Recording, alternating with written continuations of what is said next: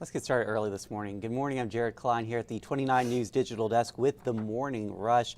First off this morning, a battle is brewing over the state budget. The Virginia House and Senate each unveiled their budget proposals on Sunday.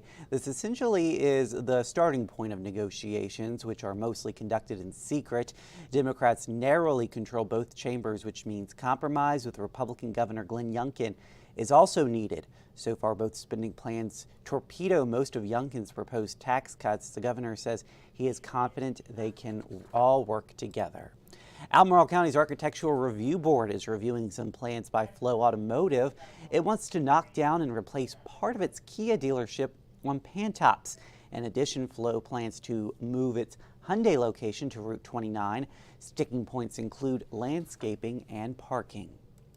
Next month, runners will once again hit the streets for the Charlottesville 10-miler, and for one woman, it's become a tradition dating back many years. This is former school teacher Janet Posner's 40th year. Amazingly, her two fastest times were the years she gave birth to her son and daughter, David and Nora. The 10-miler is set for March 23rd, and Jennifer, you're going to tell us a little bit about Starbucks. Oh my gosh. Okay, so Starbucks says it will start offering a pork-flavored coffee at its stores in China.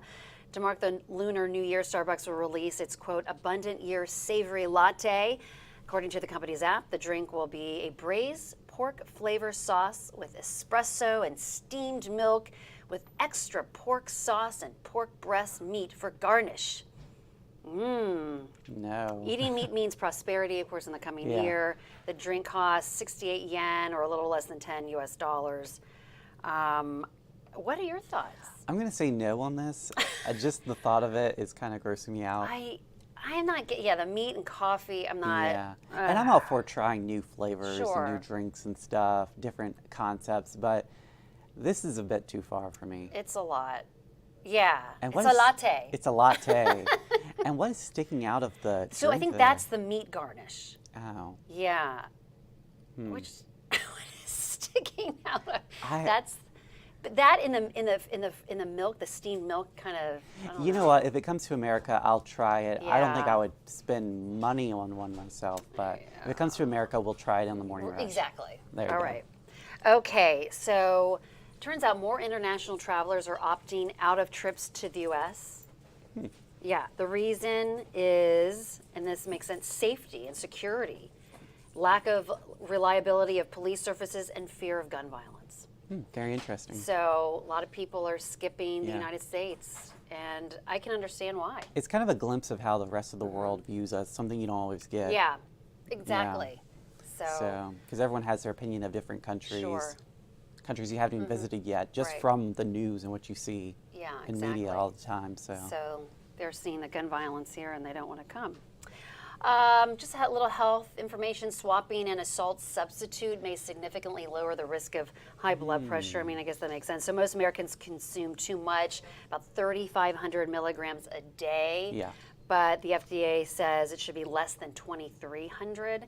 So they recommend adding things like mushrooms or seaweed and lemon and vinegars to kind of help with that. Instead of adding salt, you add kind of those kind of flavorings. I'm sure Rita would agree with that. She would. But you know, I love salt. I'm a salt person. I know, but just a little bit is considered too much. Yeah, it's true. Yeah. But I'm a salt person, and I need to cut back. And Mrs. Dash is always a good. Rita always talks about Mrs. Dash. Oh yeah. That's a good one. So Good and adding alternative, herbs for flavor instead of the salt. So Yeah. something to think about. Some tips there. And then finally, look at these babies. Aw. They are quadruplets, and it's amazing. But this mom of these 10-month-old quadruplets just kind of got sick of people asking her questions. Yeah. So she created a T-shirt, and I get it, because I would be like, okay, I'm done. But here they are. Number one, yes, they are quadruplets. Two, yes, we were shocked. Yes, we can tell them apart. I just do it. That's how. Yes, my hands are full. Yes, they are natural. No, we do not get them mixed up. And yes, I agree, better me than you.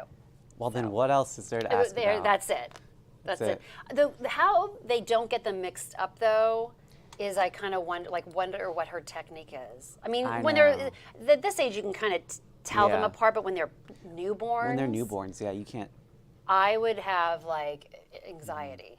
They could paint the nail on their feet. That's what I'd or have their to hands, do. yeah. Yeah, I've heard that people do that. Yeah. Like would be like, this is the blue baby, the pink, the hot This red. is the blue baby. And then, and the, you know, and the, Yeah. yeah, it would be, that would be hard at first. Yeah. But they are so adorable, so. Yeah.